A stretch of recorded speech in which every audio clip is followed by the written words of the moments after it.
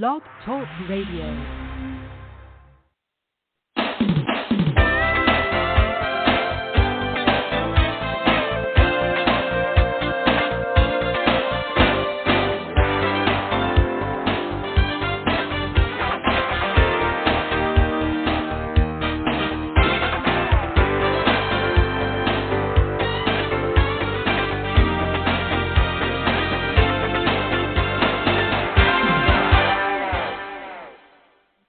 Good morning. I'm your host, Davida Shinsky, and you're listening to Live Without Limits. Today's show is titled 10 Best Interview Questions to Ask Podcast Guests. As a podcaster, you have to wear a lot of hats, but one of the most challenging can be acting as the interviewer when you have a guest on your show. Not only can it be challenging to find interesting guests once you have them booked, you have to come up with interview questions to ask your podcast guests. Here at Wave, we've already making your life as a podcast host simpler. That's why we've compiled a list of best interview questions to ask podcast guests. Now, let me explain to you what Wave is. Wave is a company that I happen to have joined, and they have a way for you to actually keep track of your podcasts and how to perform them.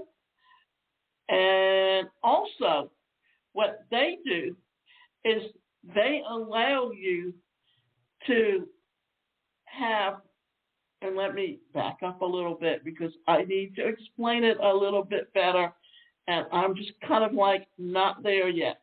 But I use Wave, and what Wave does is that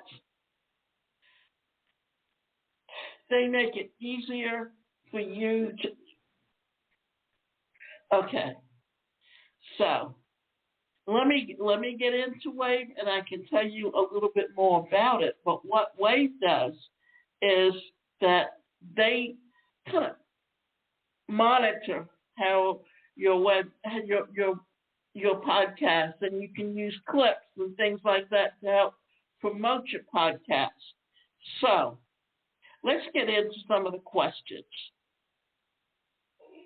The first one is, how do you end up, or the first question that you can actually ask someone when you're getting started is, when I would interview people, I would often have them give me a list of questions that they wanted as to be asked other than coming up with my own, simply because this way we knew how to gear it and they could plan for it up front.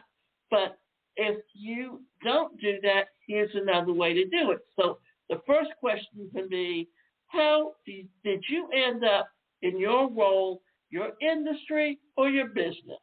And this is a great question to use near the beginning of your interview.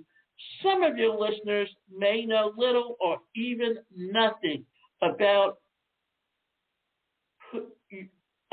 your guest, and their question opens the door for your podcast guest to essentially tell the origin story.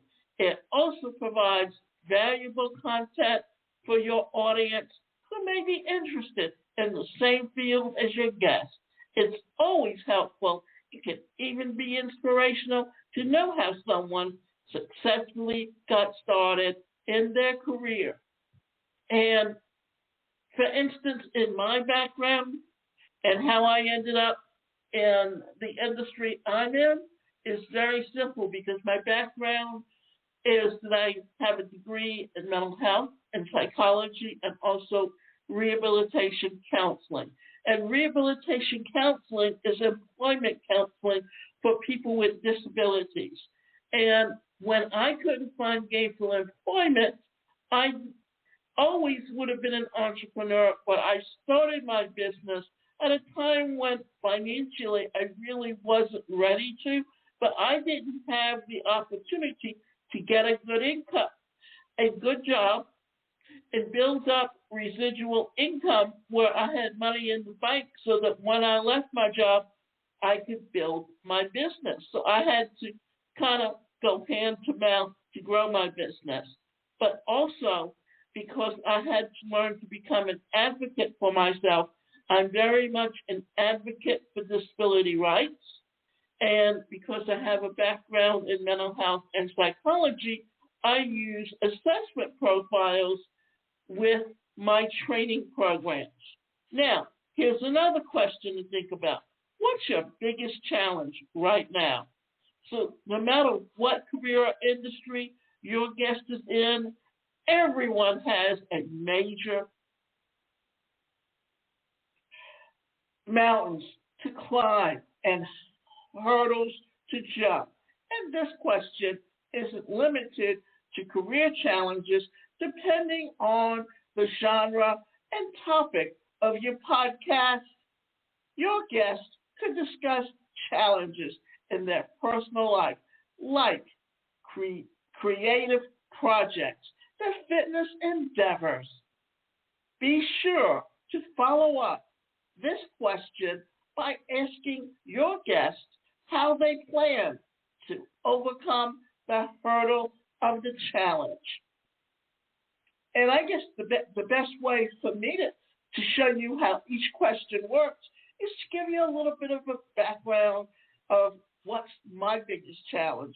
For instance, I have basically moved from being offline to doing things online. And a lot of that's because I didn't have the mobility that everyone else had as a speaker and trainer, and I didn't have the media kits. But by being online and creating my own website and videos, then it gave me the opportunity to have the marketing tools that I needed as a speaker. And as you know, that what's happened is instead of having that big media kit to go out to corporations, what is happening now? Well, for instance, here's the thing. We are looking at things in a way that it can help you to grow, to think of ways that you can challenge yourself. Well, when you have a disability like I do, that I've had since birth, and I grew up in an era when society did not even acknowledge that its disability community existed, well, then I was out there getting an education before the Individual Disability Education Act became law.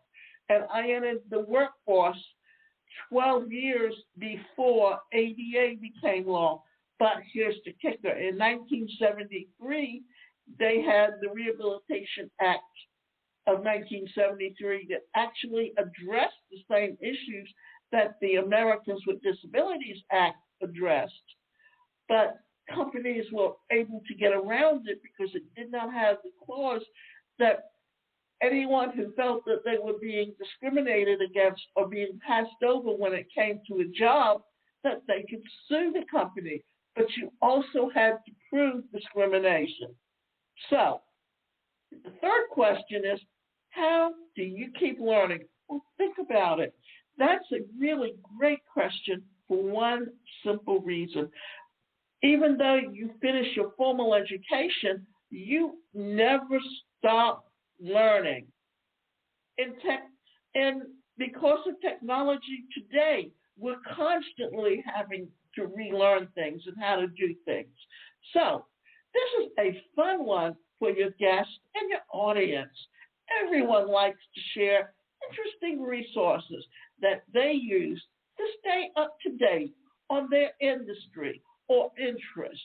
As for your audience, they likely have at least some similar interest with your guest. They are listening to your podcast after all.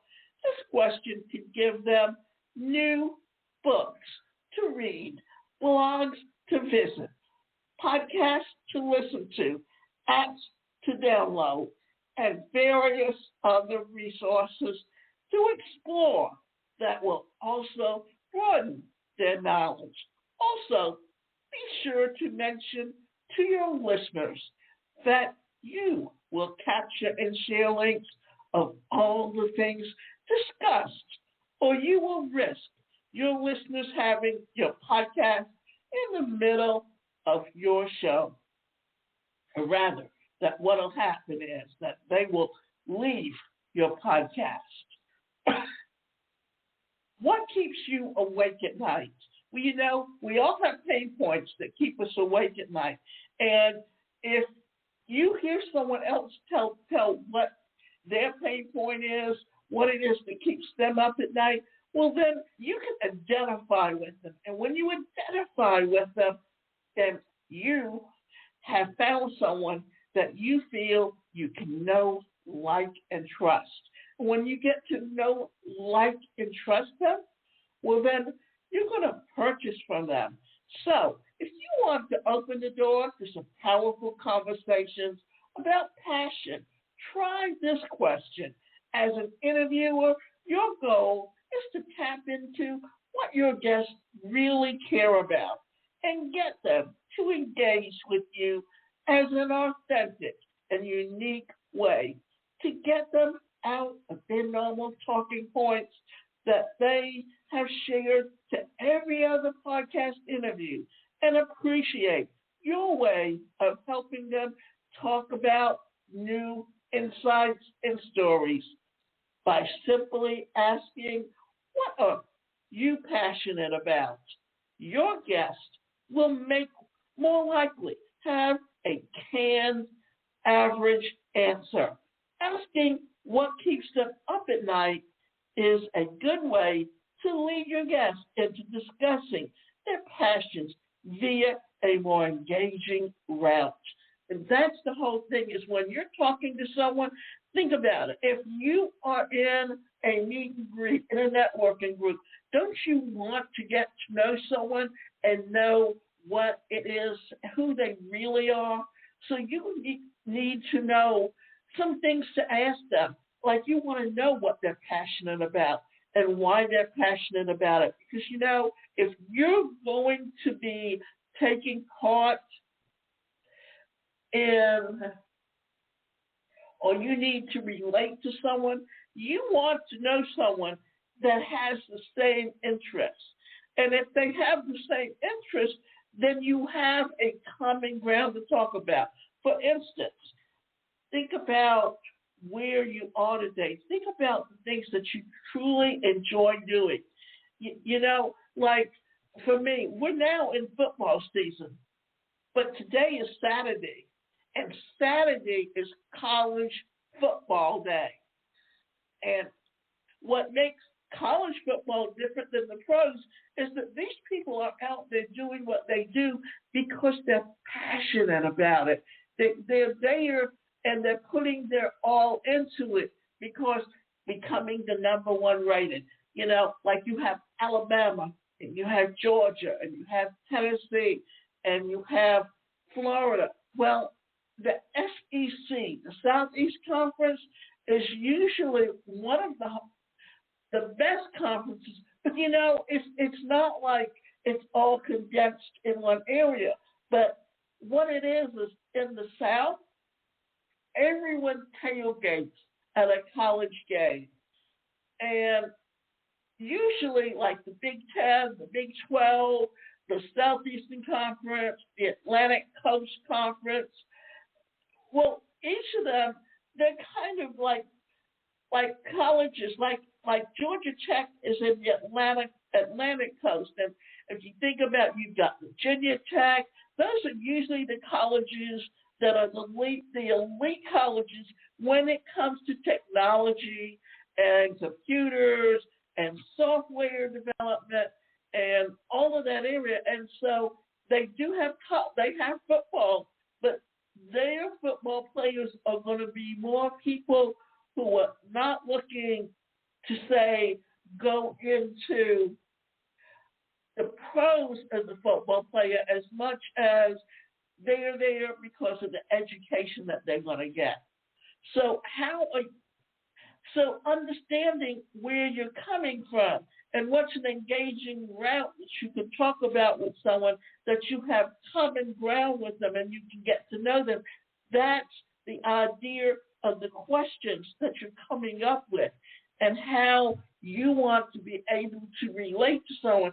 Because when you are trying to sell someone, it's more about building that relationship with them as opposed to just selling. You know, I'm on a number of social media platforms, and one of them is called Web Talk. And I'm familiar with Forex, I'm familiar with Bitcoin, I'm familiar with the cryptocurrency industry, but it's not something that I'm interested in investing in. And yet I get so many of them that just don't even want to get to know me and what my interests are. All they want to do is contact me and tell me how they can help me. If I can put $100 in, they can guarantee, they're going to tell me I can make X amount of dollars. Well, first of all, prove it to me. Give me the names of people that you've helped that can actually tell me how they benefited from it and how you helped them. But no, all they're telling me is, oh, they can do this for me and they can do that for me. And if I tell them, no, I'm not interested, why not? Why is it? You know, just because you're interested in something does not mean that someone is 3 foot away from you has the same interest. And that's the big thing about network marketing years ago. It was all about anyone, you can talk to anyone within 3 feet of you. Well, that's a great saying, but if they have no interest in what you're selling or what your company does, you know, because not everyone wants to take supplements. Not everyone is looking to lose weight. So find people that have the same interest that you can talk to, and then they're going to have an interest in your business. And that's what you need to think about. What was the biggest failure or the worst moment in your career?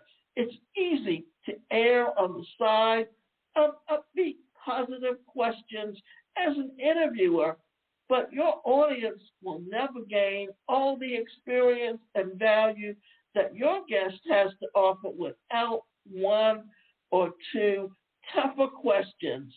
Failure and hard times are typically the moments when successful people learn the most in their journey.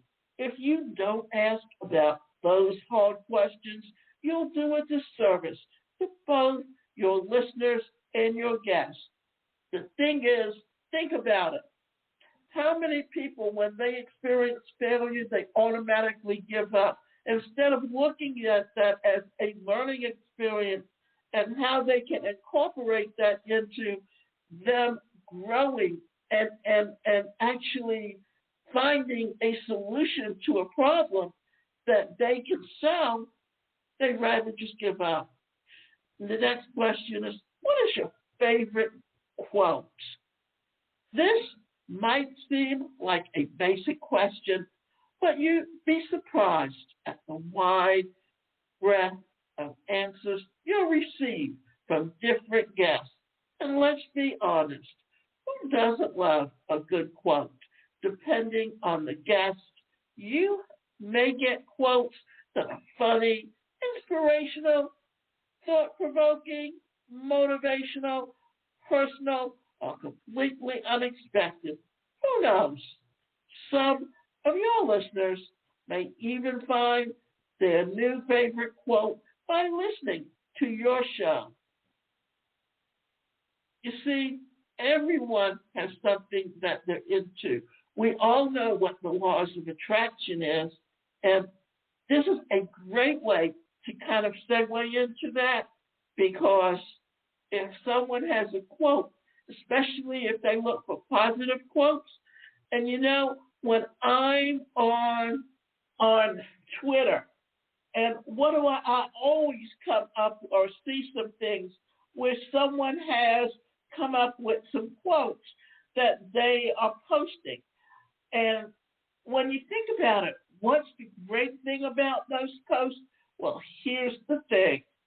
When you are looking at a quote, what is happening? You're actually thinking about something. And you know what? I can give you some quotes that I've actually looked at and downloaded. And I love the things that come from Zig Ziglar. And these are some of the quotes that people have actually posted on there that I found. It's like, before you change your thinking, you have to change what goes into your mind. Well, what does that provoke? If that's a great quote, that's one of Zig Ziglar's quotes. Well, what is that telling me? That, for one thing, everything that's around us, we need to look at. Well, let's back up and let's look at it this way. For one thing, we are bombarded today with information. So we need to kind of filter out. And what happens? Sometimes we filter out so much that we pass over something that we might actually benefit from. So if your mind is open and you're looking to change, well, then you're going to change. But, and here's a great example. If you look at Prince Harry, it's like all of a sudden now with his wife, with Meghan, he's become wide aware of everything. But remember something. This is someone that had the opportunity to experience things that he would never have experienced had it not been for his mother. And yes, I understand. He lost her at 12 years old. And he was put through some experiences that not everyone experiences, but there's thousands of kids out there that have lost a parent when they were young, even as young as 2, 3, 4 years old. He was already 12 years old.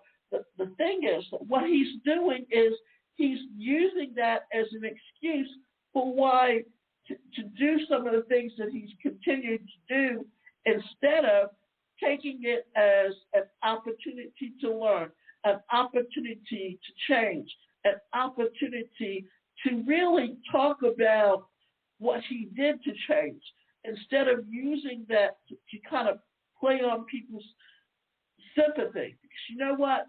No one's going to feel sorry for you if you keep talking the same story over and over again. And it seems to me that I find him kind of using that same excuse almost constantly. And you know what? It's not going to work after a while. So always think about and remember that for every one of us, what are we doing? We're thinking of ways that we can grow as an individual. So let's quickly finish this up. And some other questions are, if you weren't in your own professional field, what other career would you pursue? While it's helpful and important to include some typical interview questions, one of the best ways to craft a truly memorable interview with your podcast guest is by asking some questions that don't fit the mold. Asking what other profession or career your guest would pursue is a more out-of-the-box question that is practically guaranteed to result with the unique, interesting, personal answers. Because, let's put it this way. You may know someone that is in a specific field, but also has a subfield that they're interested in. Like in my case, it can be counseling, it can be coaching, it can also be, if you think about it, athletes. How many of them start out in a specific industry or sport that they're working in, and as their career wanes down, they go into a different career. Why? Because they've made their money and they've made their investments, but what are they going to do with their time in the interim? So they're going to be working or doing something else in order to continue to grow and pace themselves. So another thing to think about is, what motivates you to get up in the morning? Well, that's a great question, because that's like asking someone, what is it that you're so passionate about that it gets you up in the morning and you want to do something about it? These are some things that can help you come together and grow. Now, you can go to my website, and that website is the #1personalcareercoach.com, and get some coaching, or even sign up for membership sites where you can get the opportunity to learn more.